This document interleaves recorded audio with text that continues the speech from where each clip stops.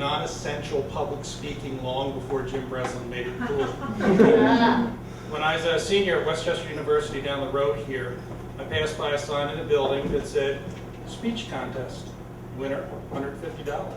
And I thought, I've been speaking for 20 years now, I could probably work with this, right? So I go and I get a form to enter this contest. I filled out, they tell me where to be and when. I need to have a 2-minute speech prepared, and I'll be performing it 4 different times in 4 different classrooms with 4 different sets of judges. And I show up my speech, and I wait in the room. They tell me where to go and where all 4 rooms are, and I go in and I present, and I present, and I present, and I present. We all go back down to the main auditorium to wait for the judgment to come through.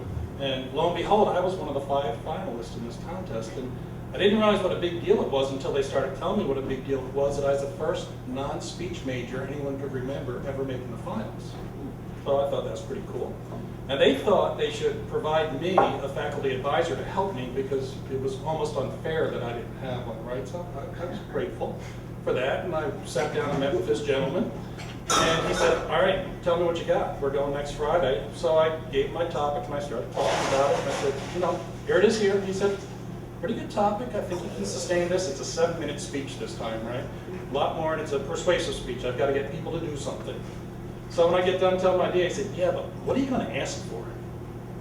I said, I just told you, I want people to change their attitude on this very important topic. He said, no, you got to ask for something. They have to, I don't care if you ask them to sign a petition, you got to ask for something. It's got to be tangible. So I thought that might be important, and I wrote it down. I told him I'd meet him later on in the week. And when I started working on my speech, met him a couple days later. He said, how's it going? I said, I almost have it memorized. And he said, whoa, stop. Don't memorize anything. You're going to want note cards. I said, note cards? I don't need note cards. He said, listen, I'm a communications professor. I'm a preacher on Sundays. You need note cards. I said, I don't need note cards. Yeah, okay.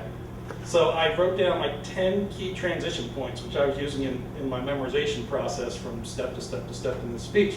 I put them each on an index card. I put them in my pocket. I figured I had them with me. We showed up on the Friday night. There's around 200 people in this auditorium, and they drew numbers, and I was third, right to go. The first 2 people were really good. And I figured, I'm not going to win if I use my note card, so I'm going to try and do this the other way, right? So I don't bring my note cards up with me.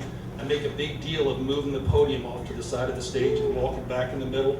And then I start, and I'm awesome, right? I'm nailing it. I'm getting transition point, transition point. I am so good at what I'm doing. The only time I used the podium, I walked over and I pounded it.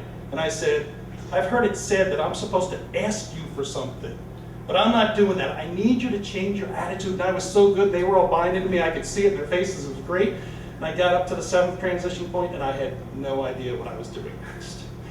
And my older sister was in the audience. She said at first it looked really cool, like I was pausing for effect and I knew exactly what was going on. But then she saw my face break, and everyone watching saw my face break, and they knew I had no idea what I was doing up there next. It was probably 15 seconds. It felt like a month and a half where I stood up there completely naked for all these people to stare at me like that. I finally came up with my transition point. I finished up. I sat down with my head down. I finished 3rd place. They gave me a check for $25, which my sister immediately turned into cash for me. And I went to Jake's and drank it off with a couple of friends of mine who showed up to watch me. But in my family, that event became known as the Peter Pause. Right? Whenever someone didn't know what was going on, it was the Peter Pause. And I'm from a big family, and one Thanksgiving we're all together. I don't know, if you're from a big family, you know you can have 6 dinner conversations at once, right, while passing dishes and doing whatever. You can just do this. And I'm doing that at the table, and I don't know if I had too much wine or the wine was too good, but all of a sudden I got flustered and I froze, and my oldest brother across the table from me saw, and he saw what was going on with me, and he wanted to pounce on the moment the way older brothers often do. I don't know if the wine was really good for him too, or he had too much of it, but somehow he got it wrong, and right at the perfect time where everything else went quiet, he shouted, he pointed, "Menopause!" And everyone just kind of stared at him funny at that point, and that's when I realized not knowing what to say and saying nothing's bad, but knowing what you want to say and saying the wrong thing, that can be a lot worse. Thanks.